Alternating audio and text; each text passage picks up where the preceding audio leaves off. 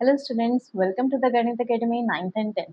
Students, कल हमने किया था elimination method simultaneous linear equations को सॉल्व करने के लिए। आज हम करने वाले हैं हमारा next method which is cross multiplication method. So let's get started. Students, आप स्क्रीन पर देख पा रहे हैं, मैंने यहाँ पर एक मेथड लिखा है क्रॉस मल्टीप्लिकेशन मेथड, और मैंने नीचे इक्वेशंस भी लिखी हैं, दो इक्वेशंस लिखी हैं। फर्स्ट इक्वेशन है 5x minus 2y is equal to 9 and second equation लिखी है मैंने 10x plus 3y is equal to 4। Students, यहाँ पर अब एक चीज देखिए, मैंने ना नीचे आपको स्क्रीन पर दिख रहा होगा, मैंने और भी कुछ लिखा है। इस मेथड का नाम है क्रॉस मल्टीप्लिकेशन, वो मैं आपको आगे बताती हूँ कि क्यों है। एक बार हम छोटी सी एक ट्रिक देख लेते हैं इसके लिए, कि ये जो मैंने आगे 2 3 1 2 लिखा है, एक्स वाई 1 लिखा है, आपको शायद समझ नहीं आ रहा होगा, मैं आपको बताती हूँ। क्रॉस मल्टीप्लिकेशन मेथड में हमारे पास एक छोटी सी ट्रिक है, आपको उस नंबर को बस याद रखना है, 2 3 1 2। अब 2 3 1 2 क्या है देखते हैं। स्टूडेंट्स, सबसे पहला क्वेश्चन जो मेरे माइंड में आना चाहिए क्रॉस मल्टीप्लिकेशन मेथड को देखकर, वो ये आना चाहिए कि मुझे मेरी इक्वेशंस को लिखना है जनरल फॉर्म में। जनरल फॉर्म की इक्वेशंस कैसी होती हैं स्टूडेंट्स, मैं आपको स्क्रीन पर लिखकर दिखाती हूँ। जनरल फॉर्म की इक्वेशंस होती है, जैसे अगर मैं फर्स्ट इक्वेशन को जनरल फॉर्म में लिखना चाहूँ तो मैं उस जनरल फॉर्म में उस इक्वेशन को कैसे लिखूंगी। एक्स फर्स्ट, सबसे पहले लिखेंगे एक्स वेरिएबल वाली वैल्यू, फिर वाई वेरिएबल वाली वैल्यू। स्टूडेंट्स, फिर जो ये कांस्टेंट टर्म है ना, हम इस कांस्टेंट टर्म को लेफ्ट साइड पर लेकर आएंगे, उसका साइन चेंज करके, और राइट साइड पे कर देंगे जीरो। ये जो मैंने इक्वेशन लिखी है ना, ये ही इक्वेशन है जो जनरल फॉर्म में होते हैं। ये ऊपर जो मैंने दो इक्वेशन लिखी है जनरल फॉर्म में नहीं है। आपको एग्जाम में जब क्वेश्चंस आएंगे तो आपको इसी फॉर्म में आएंगे, लेकिन आपको जनरल फॉर्म पहले बनानी पड़ेगी क्रॉस मल्टीप्लिकेशन के लिए। उससे पहले आप अपने क्वेश्चन को स्टार्ट नहीं कर सकते। तो मैं सेकंड वाले के लिए भी जनरल फॉर्म यहाँ लिख लेती हूँ। ओके, मैंने सेकंड वाले में भी 4 को लेफ्ट साइड पे ले लिया माइनस में। अब देखो स्टूडेंट्स, अब बताती हूँ 2 3 1 2 क्या है। स्टूडेंट्स देखो, जो 2 है ना, 2 है सेकंड कॉलम वाले कोफिशिएंट। ये फर्स्ट कॉलम हो गया, ये सेकंड कॉलम हो गया, ये थर्ड कॉलम हो गया। स्टूडेंट्स देख रहे हो, ये फर्स्ट कॉलम, ये सेकंड कॉलम और ये थर्ड कॉलम। स्टूडेंट्स, मैंने जब कॉलम्स बनाया ना, मैंने साइन के साथ कॉलम्स बनाए, आप भी देख सकते हो। मैंने साइंस के साथ कॉलम्स बनाए, आपको भी इसी तरह बनाने हैं। अब जब मुझे ऊपर लिखना है ना 2, तो 2 का मतलब क्या है, 2 का मतलब क्या है, ये मुझे क्या लिखने को कह रहे हैं, ये मुझे सेकंड कॉलम के कोफिशिएंट्स लिखने के लिए कह रहे हैं। तो मैं अब आपको सेकंड कॉलम के कोफिशिएंट यहाँ लिख के देती हूँ। सेकंड कॉलम के कोफिशिएंट्स हैं -2 एंड 3। ओके, अब मुझे लिखना है थर्ड कॉलम के कोफिशिएंट्स विच इज -9 एंड -4। तो मैं यहाँ लिख देती हूँ -9 -4। अब फर्स्ट कॉलम के कोफिशिएंट्स लिखने को बोल रहे हैं, मैं वो भी लिख देती हूँ 5 10। अब फिर से सेकंड कॉलम के कोफिशिएंट्स लिखने को बोल रहे हैं। सेकंड कॉलम के कोफिशिएंट्स हैं -2 एंड 3।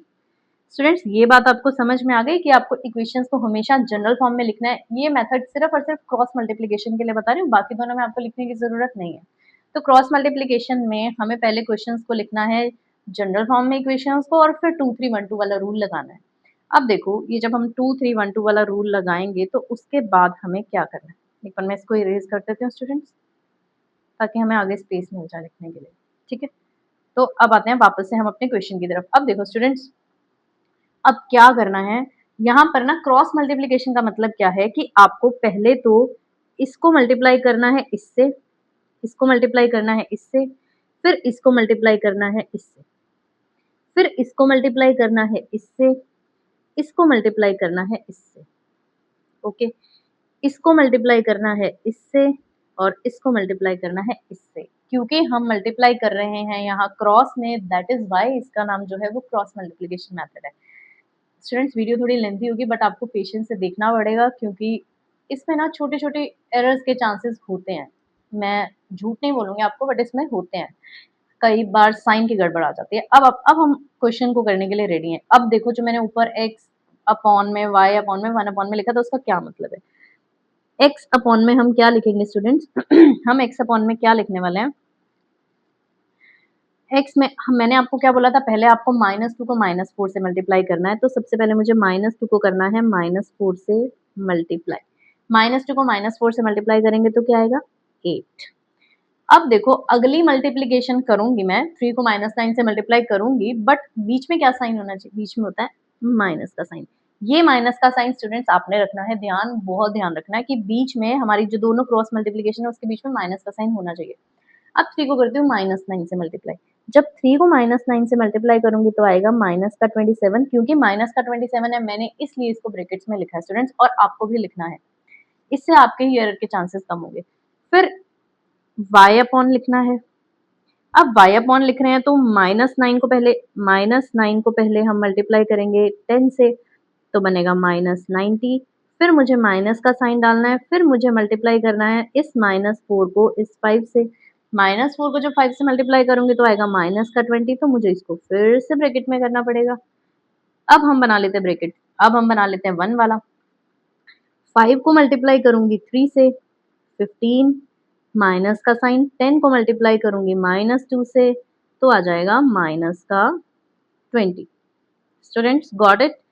अब देखो, अब ये जो तीन चीजें खाली खाली से आपको दिख रही हैं, इनके बीच में आएगा इक्वल टू का साइन।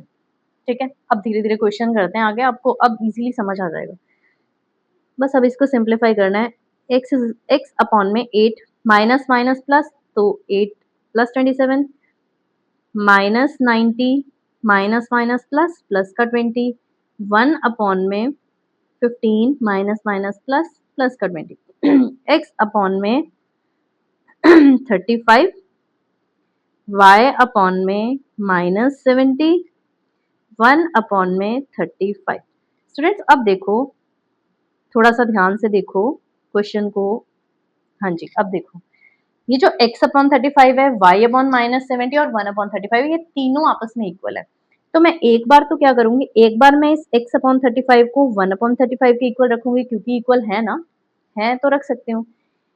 तो चलो पहले यही कर लेते हैं। x upon 35 is equal to 1 upon 35। ठीक है, तो x इज इक्वल टू, ये जो अपॉन वाला 35 है ये वहां जाकर मल्टीप्लाई हो जाएगा, तो 1 अपॉन 35 इंटू 35, 35 से 35 कट, x की वैल्यू क्या आ गई स्टूडेंट्स 1। अब क्योंकि ये इक्वल हो रहा है तो y अपॉन 70 भी तो इसके इक्वल है, y अपॉन 70 भी तो इसके इक्वल है। अगर x अपॉन 35 1 अपॉन 35 के इक्वल था, तो y अपॉन -70 भी तो 1 अपॉन 35 के इक्वल है, तो वो भी रखेंगे। तो सेकंड देखते हैं हम, y upon -70 is equal to 1 upon में 35।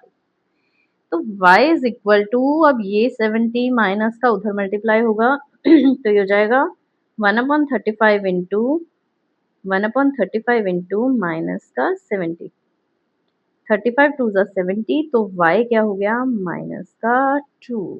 स्टूडेंट्स इजी है क्वेश्चन, तो क्वेश्चन तो वाकई में बहुत इजी है। बस ये ना मेथड एक तो थोड़ा सा लेंथी है, और एक ना इसमें दिक्कत पता है मुझे कहाँ लगती है, कि यहाँ पर ये जो साइन है ना, कई बार यहाँ माइनस, ये तो आप लगा लोगे, बट ये जो -27 है ना, 27 के आगे माइनस, कई बार हम ये भूल जाते हैं, कई बार हम एक ही माइनस लगाते हैं, कई बार हम एक ही माइनस लगाते हैं, जिसकी वजह से हमारा क्वेश्चन गलत हो जाता है। तो हमें बस ये एक दो चीजों की मिस्टेक को छोड़ना है, हमें बस ये गलतियां छोटी मोटी नहीं करनी, अदरवाइज हमारा क्वेश्चन सारा सही है स्टूडेंट्स, बिल्कुल सही है। ये इसी तरह सॉल्व करते हैं हम।